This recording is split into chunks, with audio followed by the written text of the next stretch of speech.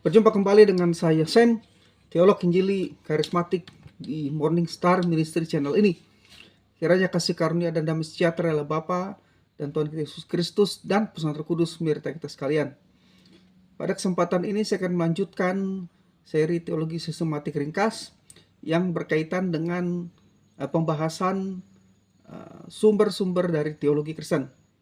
Kesempatan yang lalu saya telah menyampaikan 6 sumber teologi Kristen, yaitu Alkitab, kemudian wahyu umum alam semesta, kemudian lagi tradisi gereja, dan juga ada juga kredo-kredo, rasionalitas, dan pengalaman manusia. Ya.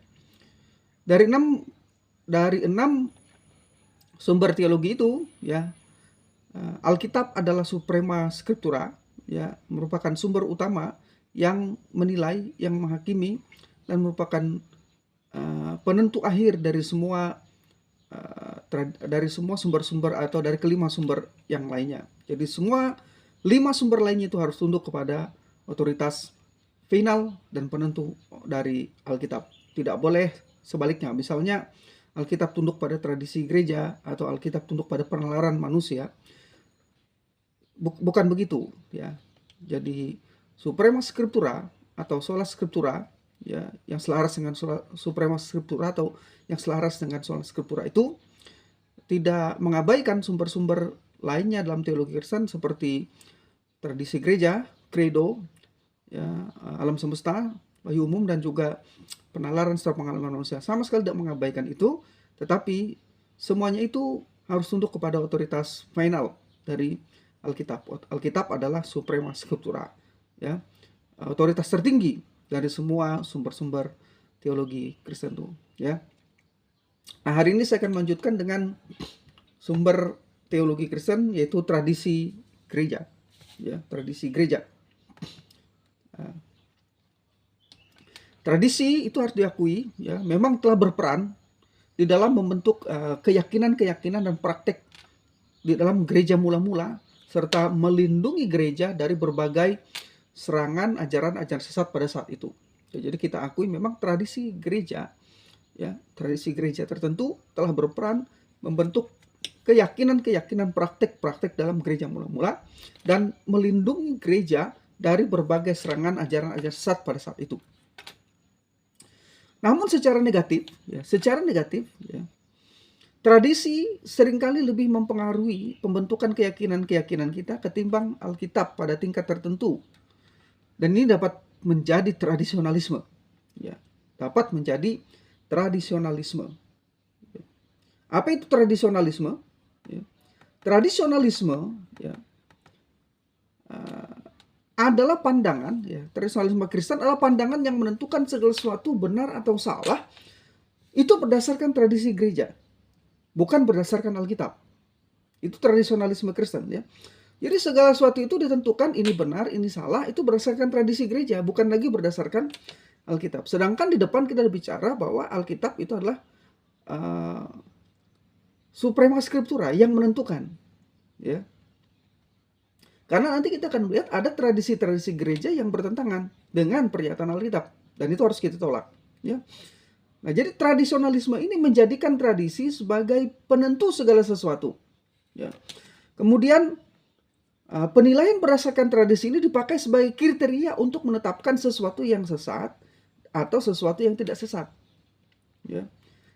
Nah, jadi tradisilah yang menentukannya, bukan Alkitab. Dalam tradisionalisme, tradisi telah dianggap sebagai sama otoritasnya dengan Alkitab, sejajar otoritasnya dengan Alkitab. Dan ini tidak sesuai dengan apa yang saya jelaskan di depan sebelumnya dalam edisi sebelum-sebelumnya di channel ini juga, ya. Karena dalam pandangan teologi Injili, ya, dan saya juga sebagai seorang teolog karismatik anut bahwa sumber tertinggi, otoritas final dan penentu dalam semua doktrin dan pandangan teologi Kristen, termasuk pandangan-pandangan terkait dengan etika Kristen, ya, itu adalah Alkitab saja, ya. Hanya Alkitab, ya. Tetapi sekali lagi ini bukan mengabaikan sumber-sumber lainnya seperti tradisi gereja dan kredo-kredo. Tapi tradisionalisme itu menempatkan tradisi gereja sejajar dengan Alkitab. Ya. Jadi Alkitab bukan lagi suprema scriptura, ya, tapi ditempatkan sejajar. Bahkan ada tradisionalisme yang menempatkan tradisi melampaui otoritas Alkitab. Ya. Dalam prakteknya ada. Tradisi gereja lebih dihormati daripada Alkitab. Ya. Jadi ketika tradisi-tradisi manusia diangkat sejajar atau hampir menyamai tingkat otoritas Alkitab atau bahkan melampaui otoritas Alkitab, terjadi apa yang disebut dengan tradisionalisme. Dan kita menolak tradisionalisme. Kenapa? Karena dalam pandangan teologi Injili, ya, satu-satunya yang paling tinggi dari semua sumber teologi Kristen itu adalah Alkitab. Tidak ada yang sejajar dengan Alkitab. Bahkan tradisi gereja tidak sejajar dengan Alkitab, tapi berada di bawah otoritas Alkitab. Nah, maka pada saat seseorang atau kelompok tertentu mengangkat tradisi sejajar atau melampaui Alkitab, maka sudah terjadi apa yang disebut dengan tradisionalisme. Merupakan salah satu manifestasi dari legalisme yang telah dijadikan sebagai penentu kebenaran. Dan ini tidak sehat, bahkan berbahaya bagi kekristenan. Karena itu kita harus menolak tradisionalisme. Ya. Nah,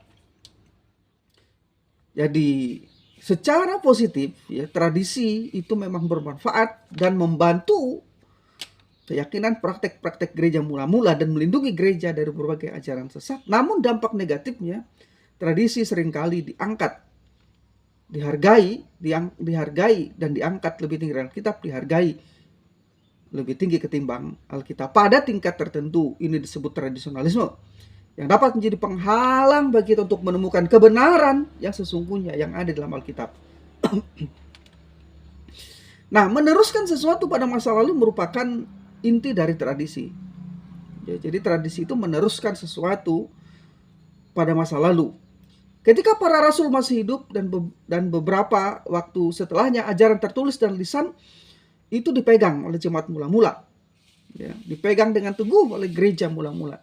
Namun seiring dengan berjalannya waktu, dengan semakin jauhnya jarak antara jemaat dengan rasul-rasul, ya, atau jemaat sudah semakin jauh dari jemaat mula-mula jaraknya, ya. Ajaran tertulis dan lisan yang mereka yang dipegang teguh dari awal mulanya ini, ya, ketika semakin jauh jaraknya dari para rasul, telah mengakibatkan perubahan. Jadi dalam perjalanan sejarah jemaat, kita mengenal dalam sejarah gereja, terjadi perubahan di mana tradisi-tradisi tidak tertulis dibedakan dari kitab suci dan diberi otoritas. Ya, jadi kemudian tradisi-tradisi ini diberikan otoritas yang nantinya otoritasnya bahkan menyamai atau lebih tinggi dari Alkitab. Pada prakteknya otoritas lebih dihormati ketimbang Alkitab. Terutama selama abad-abad pertengahan, tradisi dipandang melengkapi kitab suci dan memperoleh kedudukan yang setara dengan kitab suci. Namun menjadi jelas bahwa beberapa tradisi tidak didukung oleh Alkitab. Karena itulah reformasi yang dikumandangkan telah mengembalikan tradisi dan menempatkannya di bawah otoritas Alkitab. Dan ini benar sudah. Jadi reformasi yang dikumandangkan di abad-abad pertengahan, ya, 15-16, itu telah benar menempatkan tradisi di bawah otoritas Alkitab, mengembalikannya, bukan membuang tradisi, tapi mengembalikan tradisi yang sudah dianggap sejajar yang tetap, bahkan dalam prakteknya dihormati melampaui Alkitab, itu dikembalikan untuk tunduk kepada otoritas Alkitab. Dan reformator dalam hal ini benar, tindakan para reformator benar. Ya. Jadi reformasi yang dikumandangkan ini telah mengembalikan tradisi dan menempatkannya di bawah otoritas Alkitab. Jadi sebagaimana telah saya sebutkan sebelumnya bahwa hanya Alkitab saja yang disebut sebagai norma-norman yang mengatur norma lainnya, sedangkan tradisi hanya bisa menjadi norma-normata. Jadi ada perbedaan antara norma-norman dan norma-normata. Norma-norman berarti Alkitablah yang menjadi penentu dari semua sumber teologi lainnya. Sedangkan norma-norman, ya, adalah norma yang mengatur. Namun norma-norman ini norma-norma yang mengatur termasuk tradisi gereja dan kredo harus tunduk kepada norma-norman, yaitu Alkitab. Ya. Jadi norma-norman, ya, ini mengatur norma-norma lainnya. Sedangkan tradisi yang disebut sebagai normata ya, itu bisa menjadi pengatur saja, tapi bukan mengatur-ngatur yang lainnya, termasuk mengatur Alkitab. Ya, tidak bisa, tradisi tidak boleh mengatur Alkitab. Artinya hanya Alkitab saja menjadi penentu final, karena seperti yang tadi disajikan sebelumnya, ya dalam sesi sebelumnya, Alkitab saja menjadi penentu final, ya. Dan tradisi gereja yang sehat dan layak diteruskan, ya kita teruskan. Namun ada juga tradisi yang tidak sehat dan tidak layak. Bagaimana kita menentukan tradisi itu sehat dan layak? Ya dari Alkitab. Jadi Alkitablah penentu itu, norma-norma itu. Ya.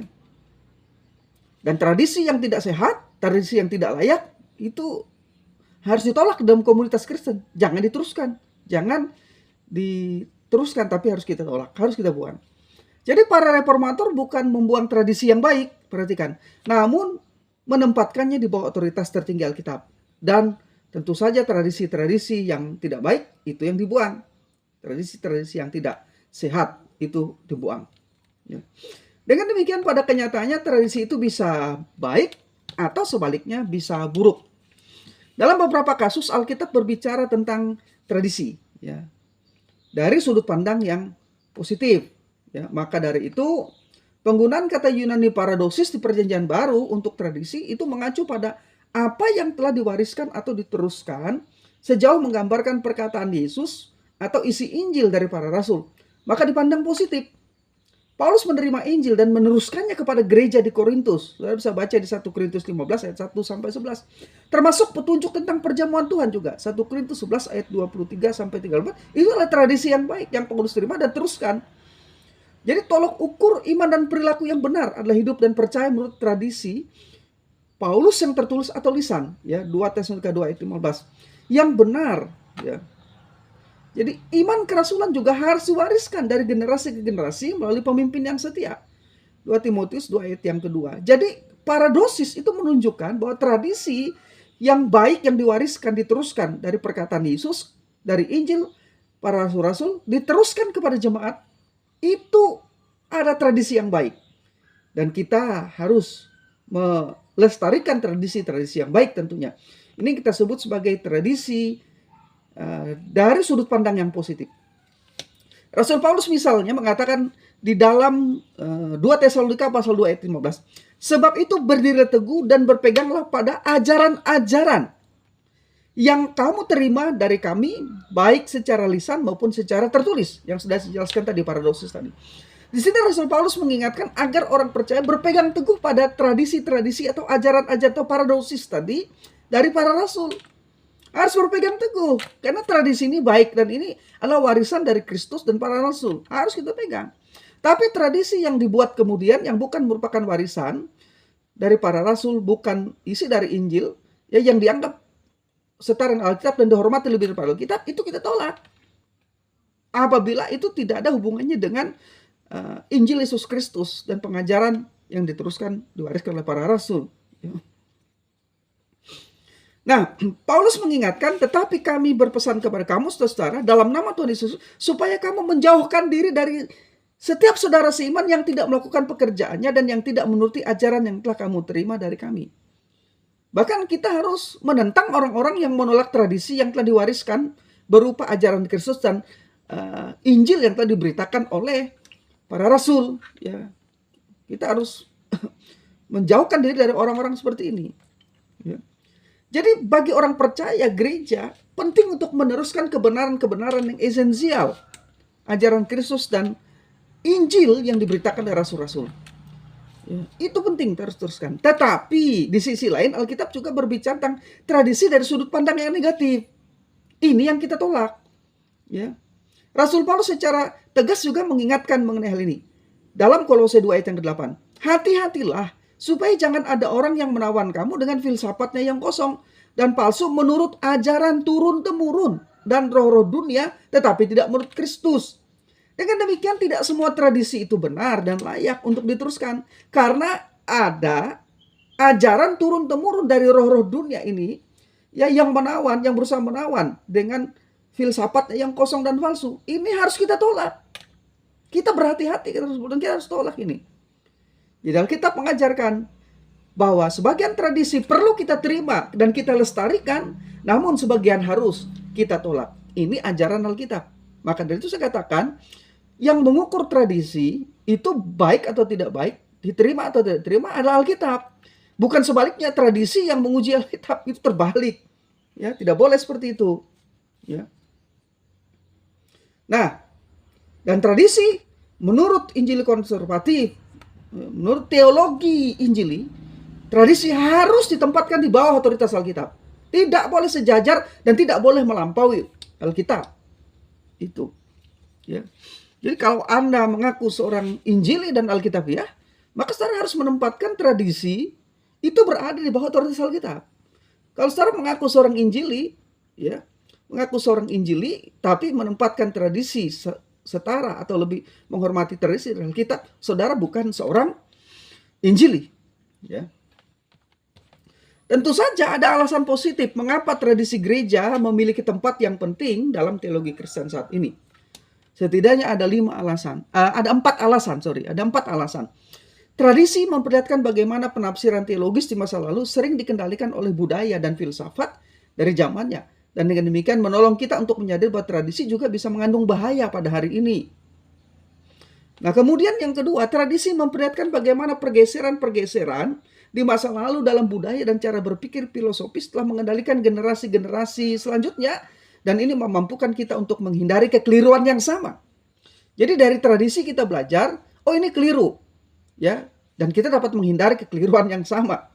Dan yang ketiga, melalui tradisi kaum Injili mampu membuat penggunaan yang kritis terhadap warisan sendiri, sehingga kita dapat mengenali natur yang sementara dari tafsiran-tafsiran kita sendiri dan menemukan kerendahan hati di sana. Jadi kita belajar di tradisi-tradisi, ternyata ada hal-hal yang penafsiran ini ternyata tidak bisa bertahan, harus kita tinggalkan. Penafsiran inilah yang Alkitabiah atau biblical, dan ini akan kita teruskan. Ya, dari tradisi kita belajar itu dalam sejarah gereja tentunya. Nah, yang keempat, tradisi memberikan model-model bagi penafsiran-penafsiran kita yang memampukan kita memikirkan dengan lebih jelas tentang sistem yang sedang kita kembangkan.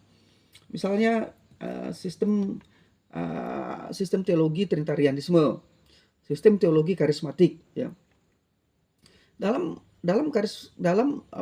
teologi karismatik, ya, sistem teologinya itu bersifat pneumatologis. Ya. Dan sekali lagi saya katakan, karismatologis itu esensial di dalam sistem teologi karismatik. Tetapi dalam teologi Kristen itu sekunder isu itu. Kenapa dalam sistem teologi karismatologis itu esensial? Buang saja karismatologis, tidak ada sistem teologi karismatik. Maka karismatologis itu esensial dalam sistem teologi karismatik. Tetapi dalam triase teologi, dalam teologi Kristen, ya, karena kan rohani itu bersifat sekunder, penting tapi bersifat sekunder, ya. Seharus saudara bisa membedakan. Dalam sistem teologi karismatik, karismatologis itu penting. Sebab buang saja karismatologis, maka tidak ada sistem teologi karismatik. Yang ada hanya mungkin perbedaannya dengan tradisi-tradisi gereja lain hanya bersifat ibadahnya saja.